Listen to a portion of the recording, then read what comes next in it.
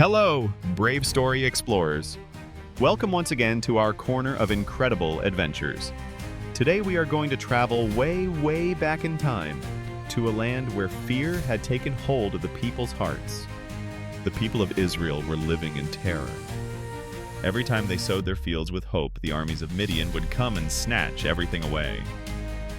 They felt small, forgotten, and powerless. But as always happens in the best stories, it is in the darkest night that a small light is about to be lit. And that little light had a name, Gideon. But if you were expecting a giant warrior with a gleaming sword, you'd be in for a surprise. Gideon was the youngest in the humblest family of his tribe. And at that moment, his greatest act of courage was secretly threshing a little wheat so his family could eat. And then, something extraordinary happened. A messenger from God appeared to him. And he spoke words to him that Gideon must have thought were a joke. "The Lord is with you, mighty warrior." Gideon couldn't believe it. Mighty warrior? He must have thought. "I'm hiding in a pit, afraid they'll steal my lunch. If God is with us, why is all this happening to us?" Through the angel, God gave him an incredible mission. "Go and save Israel from the power of Midian. I am sending you." But Gideon was still full of doubt. "I am the least in my family," he explained to God. And God answered him with a promise that would change history. "I will be with you." Still, Gideon needed a sign, proof that all of this was real. So he asked God for something very peculiar. "If you will indeed save Israel by my hand, I ask this of you. In the morning, let only this piece of fleece be wet with dew, but let all the ground around it be completely dry." And the next morning it was so. Gideon squeezed the fleece and filled an entire bowl with water. It was an incredible sign, but doubt is persistent. Doubt is. So, with great respect, he asked for a second sign, the complete opposite. "Please, let only the fleece be dry tonight, and let all the ground around it be covered with dew." And God, in his infinite patience, granted it. That morning, Gideon was no longer the frightened young man in the winepress. Now he knew he was not alone. This was it. With his faith renewed, Gideon called all of Israel to arms. And they responded. 32,000 men joined his cause. A powerful army, ready for battle. But then, God told him something that no one expected.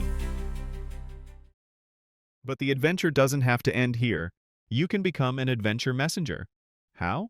Down below, you'll find the buttons to subscribe, like, and hit that notification bell so you don't miss these fascinating stories from God's Word. God told him, "There are too many men. I do not want them to think they won by their own strength, but by my power. So tell them this, anyone who is afraid may go back home."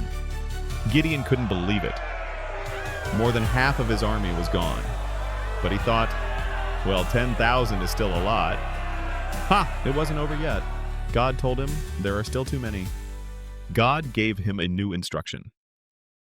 "Take them down to the water.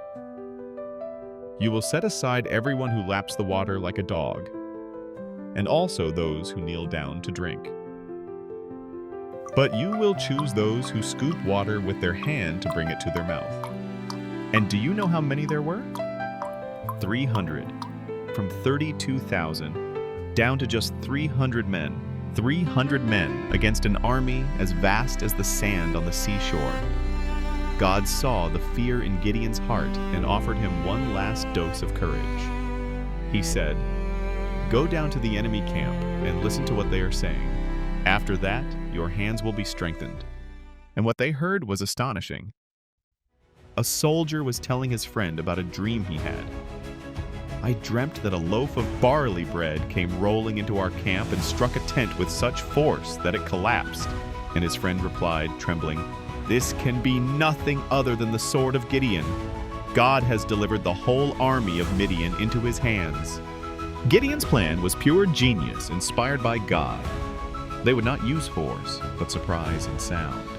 They were going to win the battle with lights and noise, and they cried out with one voice, for the sword of the Lord and of Gideon."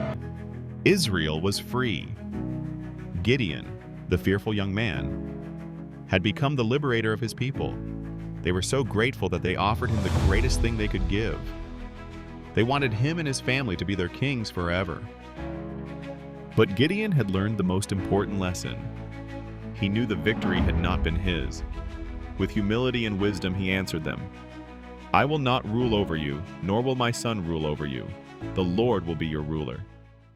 The story of Gideon teaches us something wonderful. It teaches us that God doesn't choose the strongest, the bravest, or the most popular. He chooses those who are willing to trust in Him. Sometimes when we feel small, scared, or insignificant, that is precisely when God can do the greatest things through us. It's not about our strength, but about His power in our weakness. If you're enjoying this content, you'd help us out a lot by leaving a like and subscribing to the channel. Remember, it's free. Let us know what country you're from and how great your love for God is. We would love to read your comments. I hope you enjoyed this adventure and that peace and hope will always shine in your hearts. Thanks for joining me on this journey. I'll see you for the next story full of magic, lessons, and adventures. In our last episode and on our social media, we asked you what Bible story you would like to see. We chose the story recommended to us by our little explorer, Antonella Kids, from the beautiful country of Chile. Thank you for recommending this lovely story that teaches us about the courage we have when God is on our side.